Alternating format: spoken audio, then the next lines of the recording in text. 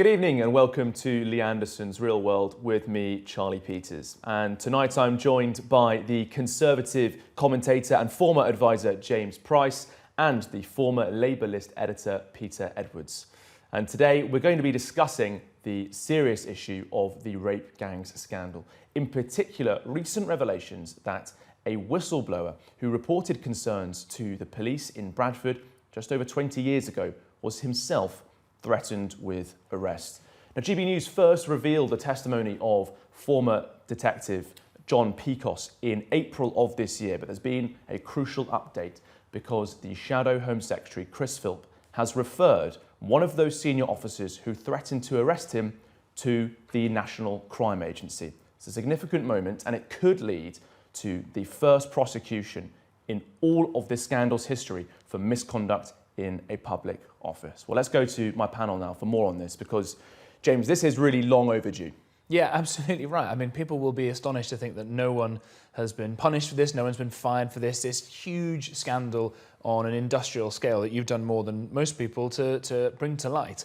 And you've got the government talking now about a Hillsborough law from something that happened 45 years ago, and this controversial duty of candour that people will have to give on scandals going back all that way. And yet this is a scandal that's probably still going on in many areas, and yet no one has been brought to trial over this, no one has been held accountable for one of the most awful, wicked sins that we've ever heard happening in this country, and I hope that we get some truth out of it. Before we go to our left in the corner, Peter Edwards, I think it's important to just reflect on what John Pecos, this former officer, came forward and told GB News in April, because he said that he had been gathering intelligence about a care home where children were being trafficked around Bradford for 3 months. And when he raised these concerns with social services and the police, they ignored him and said, oh, we know about this already, but we're more concerned about community cohesion. That Bradford, having recently been affected by race riots, wasn't going to be the place where proper investigations are going to take place. James, is your fear that this sort of mentality is right across the country and that this upcoming inquiry could expose that? Yeah, absolutely right. And I think that is a pretty disgraceful decision for any public body, let alone the police, to make. They should be conducting the law and trying to keep, what would you call it, the king's peace as best as possible. And we've seen lots of accusations about two-tier policing and all the rest of it, but I think you have to take these serious crimes as you find them and leave it up to politicians and others to deal with the social ramifications. You see a very different level of policing, for example, in lots of these pro-Gaza riots. When criminality happens and it's a sort of EDL type riot, people go and get beaten up by the police and lifted and arrested straight away. When this happens on a massive scale at some of these huge Gaza protests, okay, the police will go and take photographs of CCTV collection and go and arrest them quietly later because they don't want things to kick off. Now, I can see that's a more acute version of this,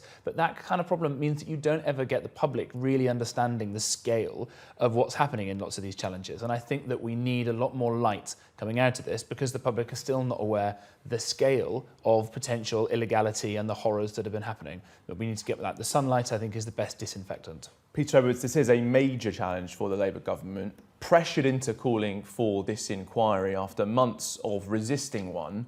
And now, with this information being reported to the National Crime Agency about a former officer covering up and preventing abuse from being investigated, all eyes are now on the government to make sure that prosecutions and proper investigations take place.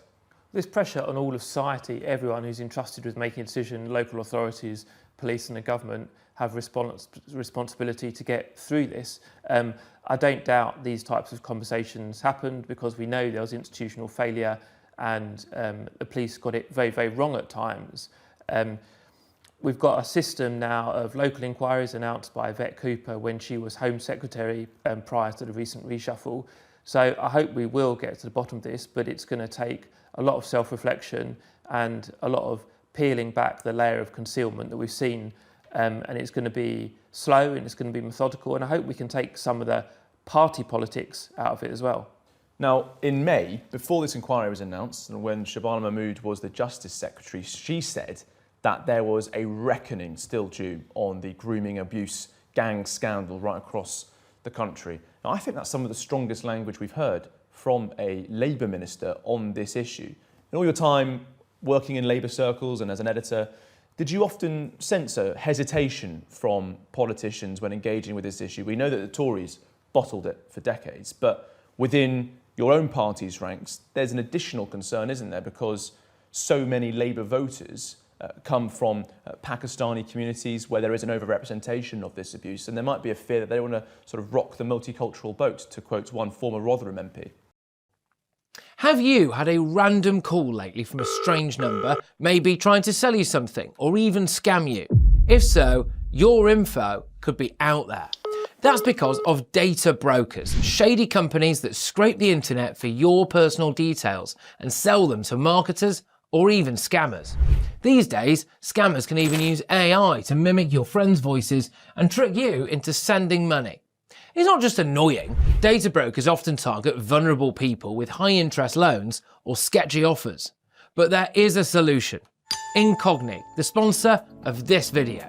Incogni contacts data brokers on your behalf and requests your info be deleted from their databases. And because your data can keep popping up, Incogni keeps sending removal requests to make sure it stays gone. They've just launched a new unlimited plan with custom removals.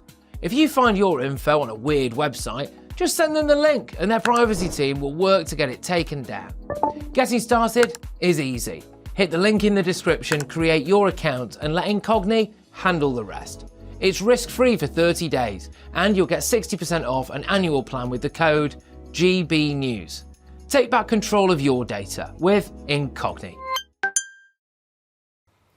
It's very distressing ultimately, and I don't want to make too much party politics out of it. I didn't find any reluctance to talk about it in Labour Party circles, but as horrific as it is, in any party, in any social movement, there's obviously a range of injustices like war abroad, poverty alleviation in this country and abroad, debt, the state of the NHS that people talk about. I don't think among ordinary members on the left or the right there's a reluctance to talk about it. What we're talking about... Come on, Peter. I mean, in May, the now former Leader of the House of Commons, Lucy Powell, derided this as a dog whistle issue, dog whistle politics. That's how she described it on the BBC. You know, she apologised after we brought that to the nation's attention, as it were, the day after. But that does point to people wanting to push us into the long grass. This is something that Labour has struggled to deal with. I think what Lucy Powell said wasn't very wise, and she apologised very quickly and she reflected on that. But I come back to this wider point. There's been enormous institutional failure that has damaged and in some cases destroyed the lives of children, and many of the people who took decisions have not yet been held publicly accountable for the role they took, and it matters to all of us. I lived in West Yorkshire for many years. I was a financial journalist, so I was writing about different types of things as a reporter, but it's a duty on anyone who cares about society to help us get to the bottom of this. But I think now with Shabana Mahmood and previously Yvette Cooper as Home Secretary, we will make progress, and I think that's why the local inquiries will help. Now, James, you just heard Peter there saying it's not really a party political issue. We try and draw it away, but fundamentally, politicians have the power here and have the opportunity to make things change. And we do know, for example, that Jess Phillips, the Safeguarding Minister, has had a really torrid time on this issue, particularly over the last half year or so. Now, back before she was a minister, when she was a backbench Labour MP in opposition, there was one really controversial moment, again on the BBC, on Question Time, I think, when she described the Cologne sex attacks on New Year's Eve about a decade ago as just something you'd see any night on Birmingham New Street on a Saturday night, just a sort of similar behaviour you'd see there. Does that point to a wider pattern that you might detect across left-wing politicians in Britain, where they try to play down migrant sex attacks or non-British sex crimes? Is that, do you think, part of a wider conspiracy or concern that they have? Yeah, very much so, I think so. And not just limited to left-wing politicians in Britain. I think you see a diminution of crime as an issue by left-wing politicians around the world. The governor of Illinois, J.B. Pritzker in America, with Chicago is one of the most dangerous cities on earth. I was there last year. It's got the strictest gun laws in America and yet some of the most awful gun homicide statistics. And this guy came out and said, you know, this is just part and parcel of living in a big city. Well, go and tell that to people who live in Singapore, go and tell that to people who live in Dubai or Abu Dhabi, where there is almost no crime at all out on the streets. You don't have to have this, and it's part and parcel, I think, of what you'd call the bigotry of low expectations, of just saying, well, there are cultural differences, we don't want to inflame that, maybe people don't understand that these things are so bad. No, I don't think you can have a successful civilization, a successful society, if that's your approach to crime. We all know, by the way, that crime mostly affects the poorest people, so you would think that left-wing politicians would care about it, especially when it comes to these kinds of heinous crimes. And the last thing I'd say, my old boss in government was born in Baghdad, right? Nadeem Zahawi, the guy who faced all kinds of nasty abuse and all the rest of it for this colour of his skin, mostly, by the way, from people on the left. It was one of the few people to try and talk out about things like the role of the Muslim Brotherhood and all these other kinds of insidious networks spreading across the country. It's great that Nigel Farage has said that he will try and ban the Muslim Brotherhood, for example, but our fearfulness about talking about people's original countries or their religions or other kind of sectarian divides. These are obviously animating principles in public life, and if the police or journalists or politicians shy away from that, you'll never get to the truth. And I say again, the truth is what we need. That's what we need to get justice for people. Peter, can you see an opportunity where politicians of all stripes come together to work for justice on this inquiry? As we mentioned those controversial comments from Jess Phillips a decade ago, I think she's still sort of working her way back from those, and people still are very aware of that when discussing this crisis.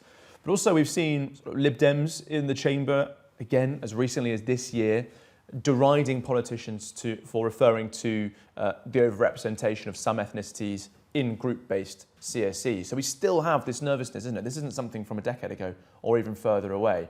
Do you think now, with the amount of focus on this crisis, there's a chance for politicians of all backgrounds to sort of overcome that nervousness, that censoriousness of you can't isolate this issue, you can't call that out, and actually we might finally get some justice?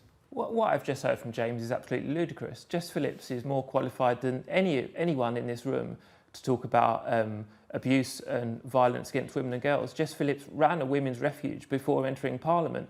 The point she made about Birmingham was in any city, sadly, where there's a lot of alcohol consumed, young people, but particularly young women, are put at risk by bad behaviour. And sadly, a lot of that behaviour is carried out by men. So I'm baffled why James uses the word conspiracy. Jess Phillips has been, and you don't have to agree with it, but you would accept she was plain speaking, honest, and she's speaking from her own experience. Well, is it honest, James? Is it honest? No, I mean, well, there we have it. We have the justification that crime is just something you have to put up with in cities. I don't agree with that. No, sorry, that's the opposite of what I said. Jess Phillips also someone, by the way, of course, who last year, during the riots that came out of the Axel Rudikabana murders, Jess Phillips seemed to defend the popping up of a specifically and self-identified Muslim militia in Birmingham because they, quote, thought there would be some far-right people around and trying to justify this. This, again, is Jess Phillips, who was hounded and harassed at her own voting count at the last general election by people who were backing a Gaza independent candidate who almost beat her.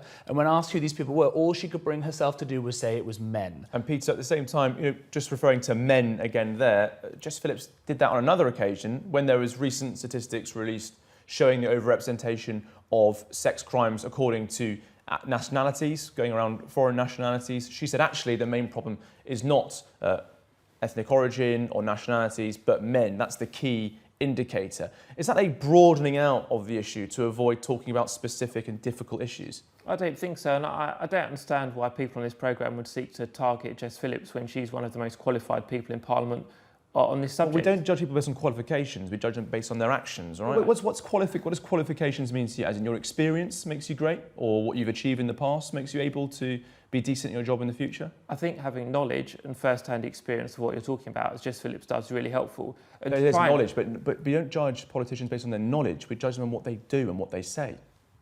Let me try and finish one answer without you interrupting. I'd say both Labour and Tory ministers have been quite robust and strong on the disruption to democratic life, and they've realised that issues around grooming gangs were covered up for far too long, and they've tried to bring sunlight to bear on this. Now, in your introduction earlier, you suggested that MPs were somehow encouraging criminality, and you referred to a militia. I mean, that is nonsense. There is no minister from the left or the right, Labour or Tory, who wants to see the law broken in the UK.